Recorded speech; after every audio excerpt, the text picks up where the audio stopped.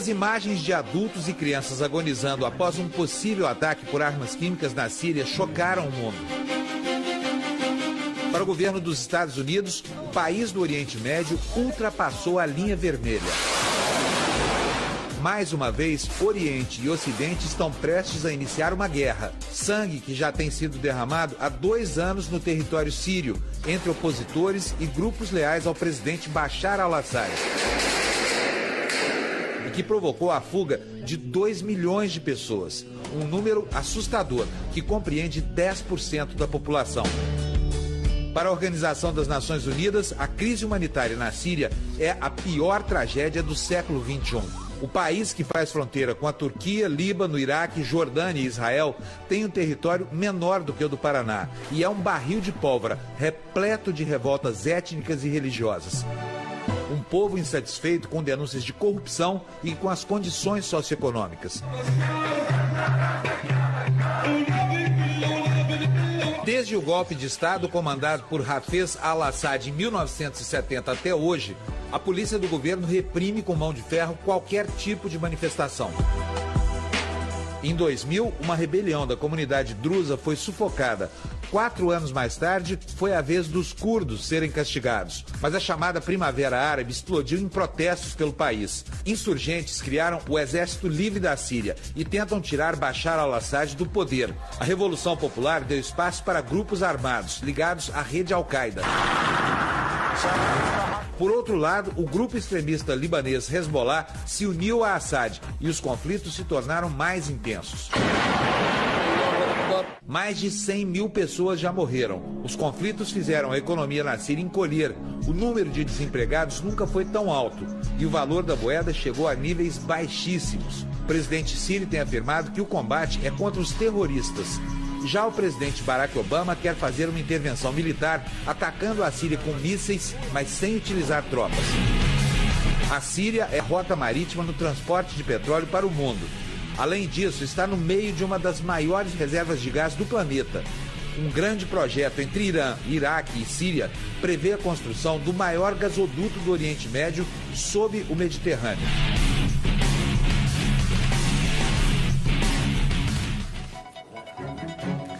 Boa noite. Para falar sobre os desdobramentos dos conflitos na Síria, o Canal Livre recebe a psicanalista Claude Fad Hajar.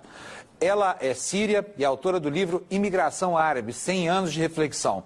O nosso outro convidado é o jornalista Jaime Spitkovski. Ele foi editor internacional do jornal Folha de São Paulo, trabalhou como correspondente em Moscou e Pequim, escreve para a revista Morachá da Comunidade Judaica Brasileira.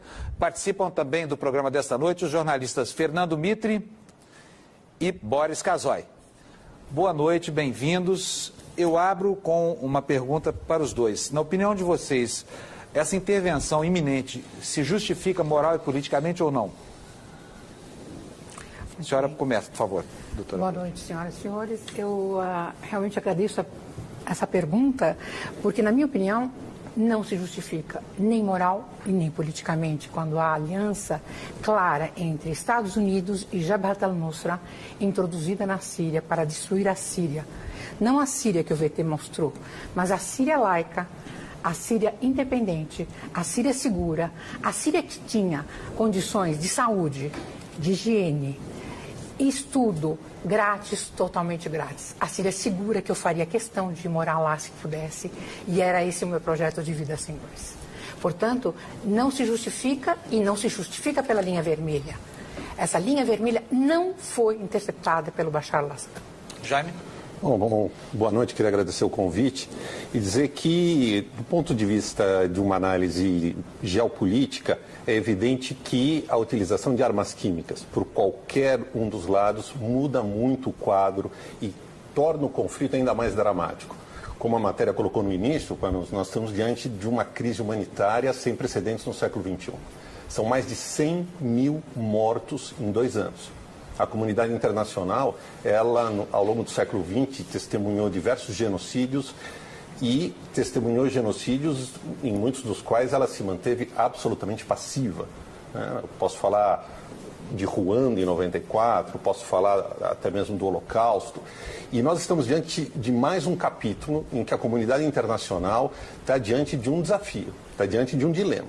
Ela não pode assistir de braços cruzados que, repito, 100 mil pessoas sejam mortas numa guerra civil ao longo de 2 anos, que armas químicas sejam utilizadas, o que abre um precedente enorme para a utilização de armas de destruição em massa naquela região. E a gente fica absolutamente preocupado com a perspectiva de que haja uso de armas de destruição em massa naquela região por qualquer um dos lados. Mas a senhora discorda, evidentemente, da denúncia. Eu não só discordo, Fernando, mas eu vou mais longe. Eu diria que a questão ali não são as armas químicas que o Bashar al-Assad tenha ou venha a usar, porque não usou, mas as armas químicas que entraram pela fronteira da Turquia e que foi delatado e foi relatado. As armas químicas pegas com Jabhat al-Nusra na fronteira turca e que a Rússia mostrou e toda a imprensa internacional mostrou. As armas químicas não foram usadas por Bashar al-Assad. Na verdade, o grande medo e o grande desafio ali é porque Israel está do lado. Eu me pergunto se as armas usadas por Israel para atacar a Síria durante 3 vezes, durante este ano, e que corajosamente Bashar al-Assad não revidou, porque teria feito sim aí um grande estrago na região, e ele poderia ter evitado. Essas armas foram nucleares, senhores, nucleares. E isso foi delatado para a ONU, foi relatado para a ONU e está se pedindo a investigação. As armas químicas não são essa linha vermelha. Eu queria até fazer uma pergunta relacionada com isso. Israel, como é que Israel vê a perspectiva da mudança do governo na Síria? Eu me pergunto se Israel está à vontade com essas forças rebeldes que estão lá tentando tomar o poder. Eu imagino o que Israel deve pensar de um provável governo, de um possível governo dominado por radicais islâmicos e mais a Al-Qaeda por perto. Eu não sei se o Bashar al-Assad não é melhor do que o que vem depois. A pergunta, Mitre, é absolutamente pertinente e coloca Israel mais uma vez num dilema geopolítico e numa situação extremamente difícil. Porque, por um lado, claro que existe a perspectiva dos radicais ligados à Al-Qaeda chegarem ao poder em Damasco. Isso é inquestionável, isso é inegável. Ao mesmo tempo, ao contrário do que a Claude falou, eu não vejo a Síria exatamente como um Estado independente. A Síria ela faz parte de uma aliança que une Irã, Síria e Hezbollah. Aliás, eu acho também curioso que quem defende o regime sírio fala num regime laico. Só que esse regime laico, curiosamente, seus 2 maiores aliados são fundamentalistas muçulmanos, de linhagem xiita, ou seja, o governo iraniano e o Hezbollah. A própria reportagem que iniciou o nosso debate diz que o Hezbollah está lutando ao lado de tropas de Bashar al-Assad. Mas internamente pode-se falar num governo laico, porque os alauítas não são propriamente uma militância religiosa no poder. Mas concordo, mas se você pegar o artigo número 3 da Constituição síria, ela determina que o presidente tem que ser muçulmano. Sunita. Não mais sunita. Agora tiraram. Tiraram, para permitir que os alauítas chegassem ao poder. Não é um regime teocrático? Não é. Mas também é um regime que se resume, na verdade, a um Estado, na minha percepção, a um Estado policial, a um Estado que tem o poder concentrado nas mãos de uma minoria, de parte de uma minoria, que são os alauítas, e que governa o país com mão de ferro há 40 anos. É uma dinastia. O pai, Hafez al-Assad, deu um golpe de Estado em 1970, ele falece em 2000 e o poder passa para as mãos dos filhos. E é uma ditadura. Doutora, a senhora fez uma análise onde a senhora começa com ataques de Israel e com supostas intenções de destruição da Síria. Na verdade, tem um fato que o Jaime coloca, que é a própria presença do presidente Assad, ditador, e de uma rebelião popular que é real. A senhora não vai dizer que essa foi uma rebelião provocada por outro país. Havia uma grande insatisfação que se manifestou mais ou menos dentro do quadro da Primavera Árabe.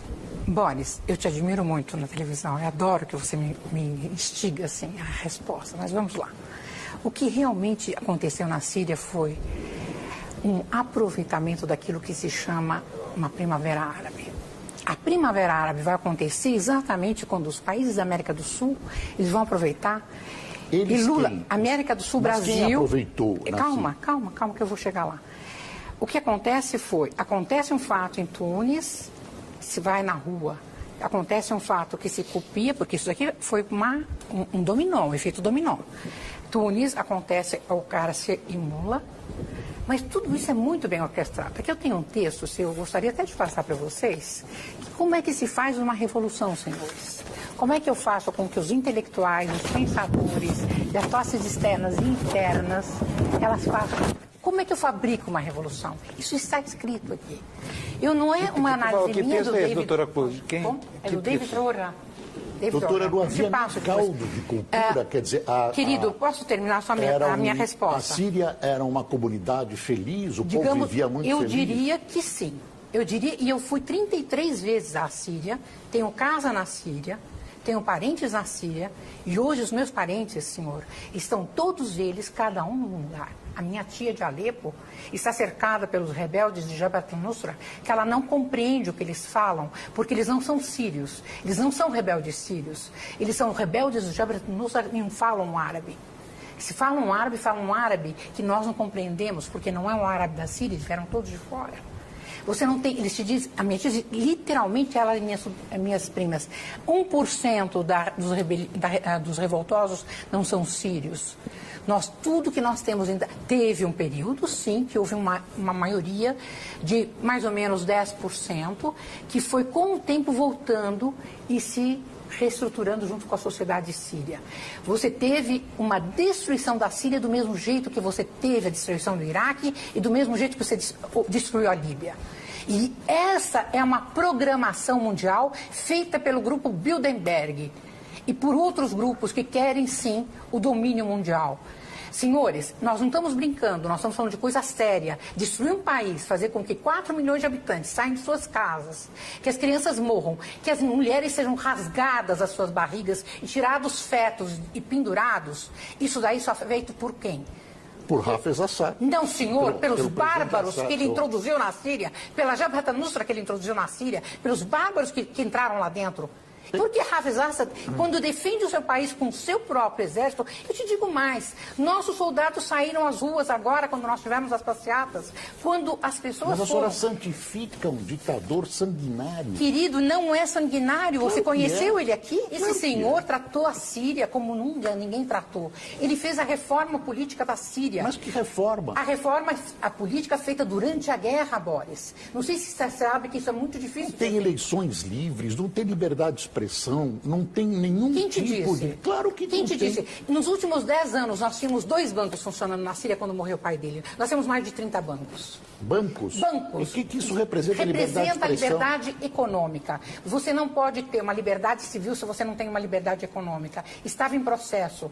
O problema é que o processo vinha, mas ele já tinha uma cadeia ele econômica. Não cumpriu as promessas. Na entrevista que ele nos deu, ele tinha anunciado uma abertura política. Eu vou Era até 2010, 6 meses Paulo? depois, Isso. começou a Revolução, 7, 8 meses depois. Foi 30 de junho de 2010. Mas, Panunzi, a doutora precisa explicar depois esse grupo que, segundo grupo, ela, organizou é essa invasão da Síria. Esse grupo, na verdade, é um grupo que está... a oposição síria no exterior, paga pelos Estados Unidos, paga pela Inglaterra, pago por parte da Holanda, porque o dinheiro não vem de um lado só, vem por vários caminhos, pelo CFR americano. Eles pagam uma oposição no exterior que alimenta uma oposição dentro da Síria. Existia, não estou dizendo que eles viviam. Eu mesma sou opositora, se você quiser me considerar assim. Eu sou de um partido político que hoje está na Reconstrução Nacional, que é o Partido Político Social Sírio, e que é uma oposição. O Ali Haidar é o presidente desse partido e é um ministro na Síria. Nós somos oposição, sim, mas uma oposição limpa, branca, Nesse sem caso armas. é uma coalizão, né? Nesse caso é uma coalizão. Olha, já que falamos, eu vou interromper a senhora coalizão. só um segundinho, nós vamos poder brigar durante mais quase uma hora. Porque nessa entrevista que vocês fazem, essa entrevista aconteceu em 2010. Sim. O presidente da Síria, Bashar al-Assad, concedeu essa entrevista exclusiva aqui para o Canal Livre. E nessa entrevista ele afirmou que não apoia organizações, mas causas, como por exemplo a causa da Palestina. Nessa época, Bashar al-Assad mostrou simpatia pelas intenções do presidente americano Barack Obama, mas ele culpou as instituições americanas pela falta de aproximação entre os dois países. E nós vamos ver agora trecho dessa entrevista. توجهاتي وهناك أمثلة عملية في هذا الموضوع. كان الرئيس أوباما عين سفيرا ليذهب إلى سوريا في إطار تطوير العلاقات، فوقف الكونغرس ضد إرسال هذا السفير. هذا مثال بسيط. هناك طبعا أمثلة من أجل تحرير الأراضي اللبنانية. حماس تعمل من أجل تحرير الأراضي الفلسطينية المحتلة، وبالتالي نحن نتعامل مع هذه القوى من هذا المنطلق. لا أحد يحدد لنا مع من نتعامل وكيف نتعامل طالما أن هذه القضايا موجودة. إذا كان هناك من يقلق من وجود حزب الله أو من وجود حماس، الحل بسيط، عليه أن يعود للسبب الذي أوجد هذه المنظمات. هذه المنظمات وجدت بسبب الاحتلال، لم توجد لأن الشعب أو لأن هناك دولة أرادت أن توجد منظمة. هذه المنظمات لديها قاعدة شعبية كبيرة في بلدانها، لم توجدها سوريا ولا إيران كما يصور. هي وجدت نتيجة دعم شعبي بسبب وجود الاحتلال. Jaime, eu queria ouvir você sobre isso que a doutora Claude falou, e depois a gente retoma o assunto para que a senhora possa descrever melhor a maneira como isso se organiza.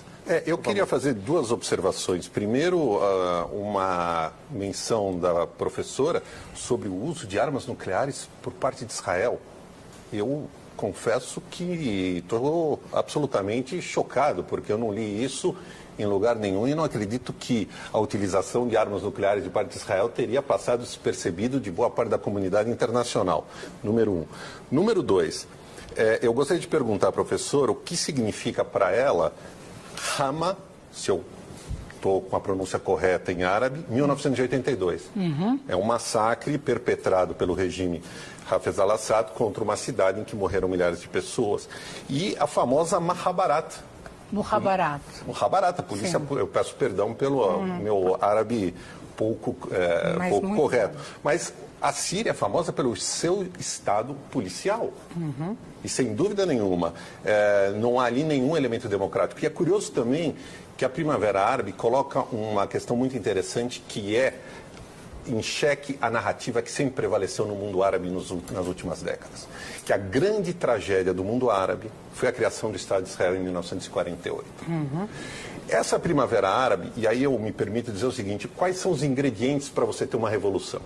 Bom, se você tiver a maior taxa de desemprego jovem do mundo, o mundo árabe tem uma taxa de desemprego jovem de 26%, a média mundial é 13%. O desemprego feminino no mundo árabe é de 75%. Não é o caso. Então, se você juntar desemprego, urbanização, revolução tecnológica, isso é igual à Primavera Árabe.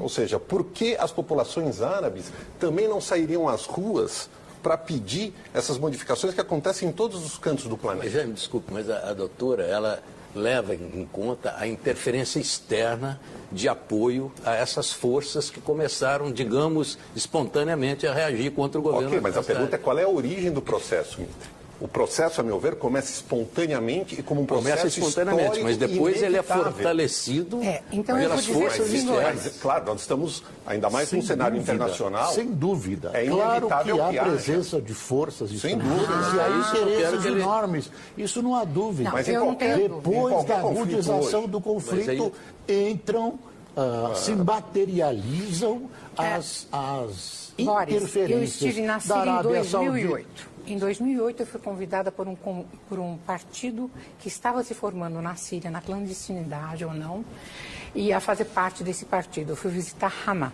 citada aqui. Foi um reduto sunita, puramente. Eu sou uma mulher cristã, fui levada por uma pessoa sunita que eu conheci, que era um negociante. Eu acho que naquele momento eles me viam, na verdade, ainda como opositora ao regime. E, na verdade, eu sempre tive muita paixão pela Síria. né? E eu tinha, pela minha paixão pela Síria, a minha crítica, porque quando você gosta, você também vê defeitos e você também pode criticar. E eu queria o melhor para a Síria. E eu podia... me dava esse direito de fazer as minhas críticas. E eu fazia as críticas em alto e bom tom e nunca fui reprimida, Boris. Na Síria e muitas vezes na televisão síria. A senhora considera o governo sírio um governo corrupto? Eu considero que parte do entorno do governo é corrupta, sim. Como nós temos corrupção no Brasil, como nós temos corrupção em todas as partes do mundo, inclusive em Israel, nós temos sim na Síria corrupção. E se não fosse a corrupção, Dimitri, nós não teríamos a entrada de armas que ficaram estocadas dentro dos túneis, por debaixo da terra.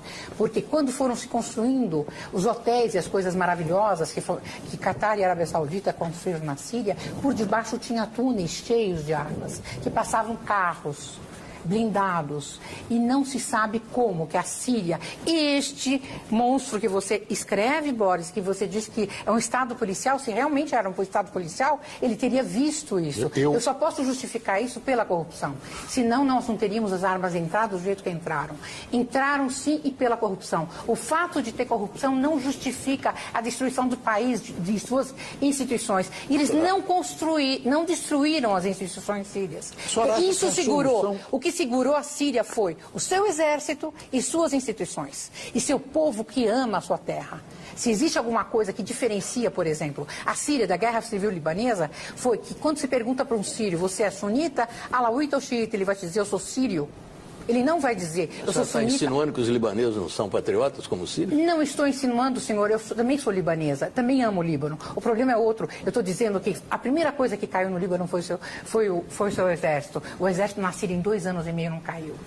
Se não caiu, foi graças ao apoio popular que o Bashar tem. Se ele tem tanto apoio popular, por que nunca se ouviu falar em eleições livres? Simplesmente porque talvez naquela região se pense diferente do que se pensa no Ocidente. Não, isso é uma desculpa. Não, senhor, eu não acho que é uma desculpa. Claro eu não acho que eu é. devo estar colocando a democracia que eu acredito bipartidária que nós temos no Brasil e a democracia bipartidária que nós temos nos Estados Unidos como modelo a ser seguido pelo mundo. Não precisa ser seguido, mas eu não entendo assim. Mas não precisa ser questões culturais. Ditador. Veja só, se ele era um ditador, ele é um ditador que fazia feliz o seu povo. Muito mais infeliz sai esse povo hoje, depois da interferência de Jabhat al-Nusra, que considerada da Al-Qaeda e contra os Estados Unidos e colocada na lista negra dos Estados Unidos, hoje ela se alia junto com os Estados Unidos para um ataque. Exatamente o que eu ia perguntar ao Jaime. Como é que você vê isso? Esse grupo rebelde que está infestado de Al-Qaeda, de radicais islâmicos, com o apoio dos Estados Unidos? Bom, esse é mais um dos paradoxos que os Estados Unidos têm de enfrentar. Ou seja, como, ao mesmo tempo, enfraquecer o grande inimigo estratégico dos Estados Unidos na região, que é o Irã. Né?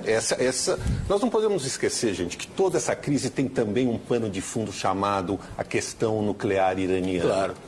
E a grande preocupação de Israel. E esse é o grande tema também geopolítico do ano. E a questão petrolífera também. E a questão petrolífera. Antes de falar sobre o pano de fundo, eu gostaria de trazer para a discussão aqui um outro assunto que é sobre a legitimidade dessas acusações sobre o uso ou não de armas químicas, quem foi que usou as armas químicas, quais são os indícios na opinião de vocês. O jornalista Zevig Velder acredita que o ataque por armas químicas na Síria não partiu de uma decisão unilateral. Vamos ver o que ele pensa. Em primeiro lugar, é preciso considerar que lançar gás venenoso não é tão simples como lançar gás lacrimogêneo ou bala de borracha, como a gente tem visto por aí. Em primeiro lugar, a preparação do gás venenoso é demorada, é complexa e requer alguns dias. Inclusive, diz-se que o Serviço Secreto de Israel detectou a preparação desse gás venenoso e até avisou os Estados Unidos. Provavelmente, nessas linhas cruzadas, isso foi parar em alguma gaveta de algum lugar que ninguém sabe, perdeu-se por aí. Mas, de qualquer maneira, eu acho muito pouco provável que um capitão, um coronel, um general que seja, tenha dado ordem para espalhar gás venenoso. Isso tem que vir do mais alto escalão. E, nesse caso, o mais alto escalão é o Assad, é o Bashir Assad, ele é o mais alto escalão. Acontece que na circunstância atual, ele é tão pressionado pela Rússia e pelo Irã que ele dificilmente tomaria esta iniciativa se não tivesse o aval da Rússia e do Irã. E outro dia, uma declaração do próprio Bashir me chamou muita atenção, ele dizendo que iria até o fim, mesmo que isso provocasse uma terceira guerra mundial. Essa alusão à terceira guerra mundial é uma alusão clara à interferência da Rússia no que está acontecendo no momento na crise da Síria.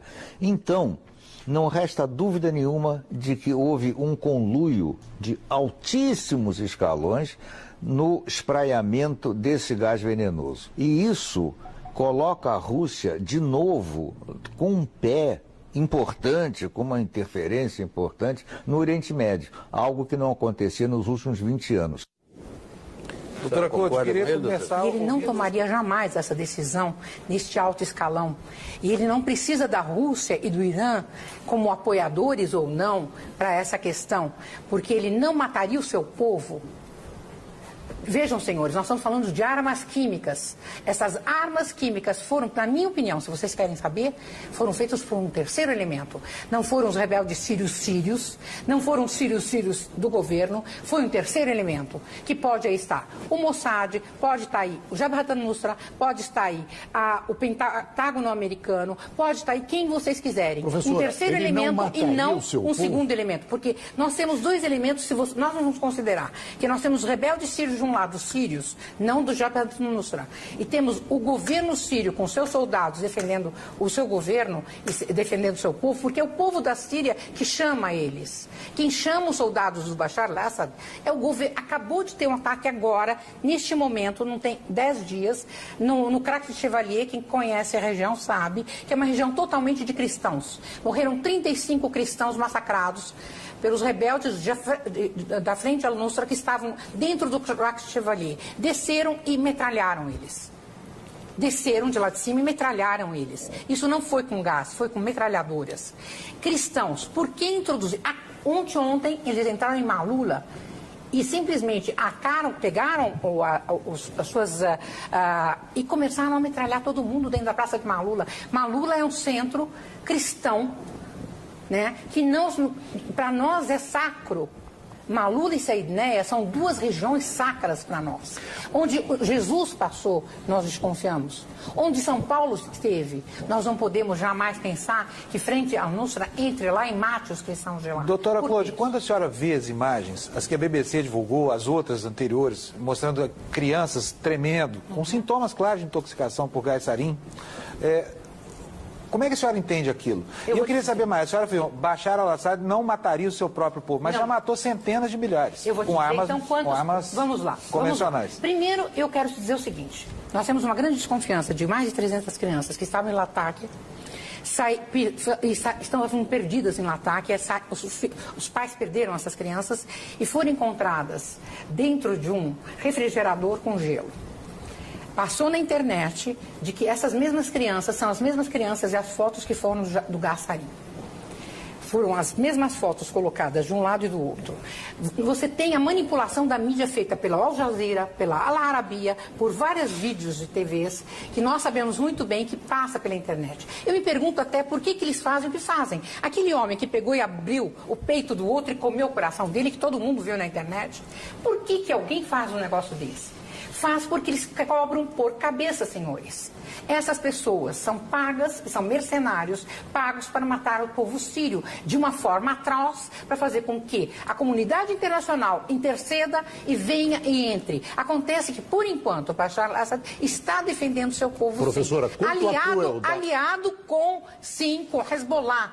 Aliado com a Hezbollah. Eu não digo que a Hezbollah não tenha entrado para dar aliança ao povo sírio. Por que não? Professora, não tem anjo nessa guerra. Não acho que haja anjo nessa guerra. Ninguém acha que tem anjo. Ninguém está defendendo os rebeldes. Eu acho que o que tem nessa guerra é muito gás. Obviamente tem sido extremamente... O que tem nessa guerra é muito gás e não é só Mas isso não santifica.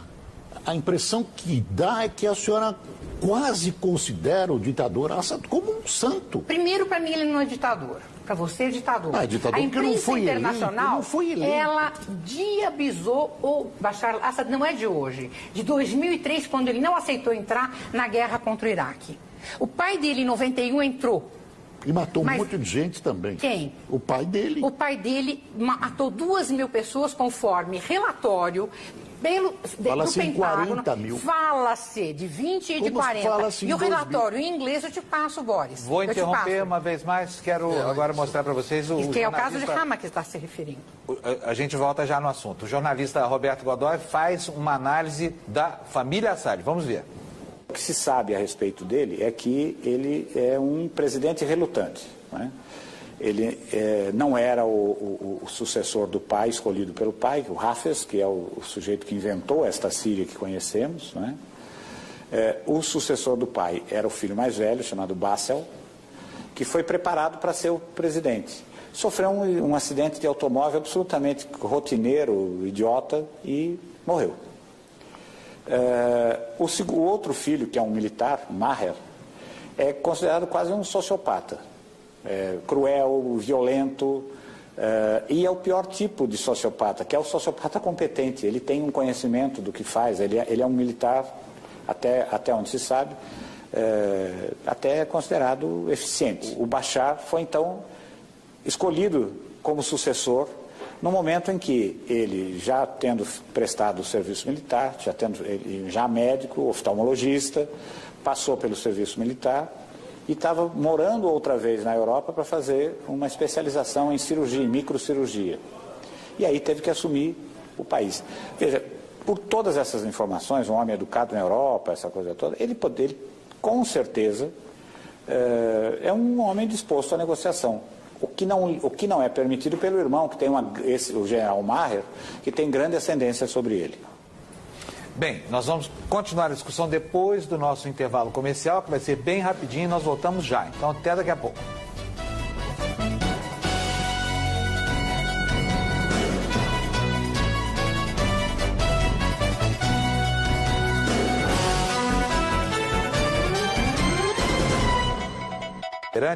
Pelo embaixador do Egito no Brasil, Hossan Saki. Ele enfatizou muito que o país dele é contra uma intervenção militar na Síria. We hope that this military intervention or war does not happen. But I think if the United States carries out a strike as it has been threatening, I think, yes, there is a possibility that it can have regional consequences. Now, Egypt does not support military intervention by the US or by any other foreign power in Syria.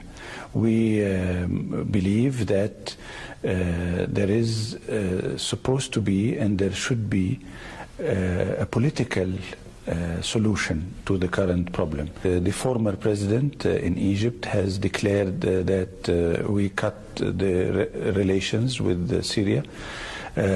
So for that we have shut down our embassy.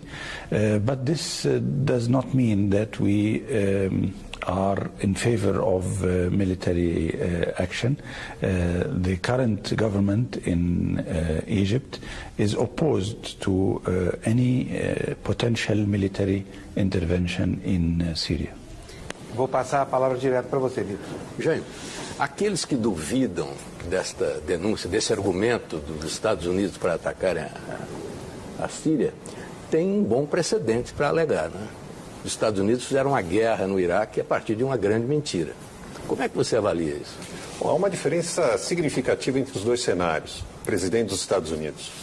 Naquele momento no Iraque era George W. Bush, política unilateral, belicista e um projeto de ampliação, essa era a agenda, da hegemonia norte-americana no Oriente Médio.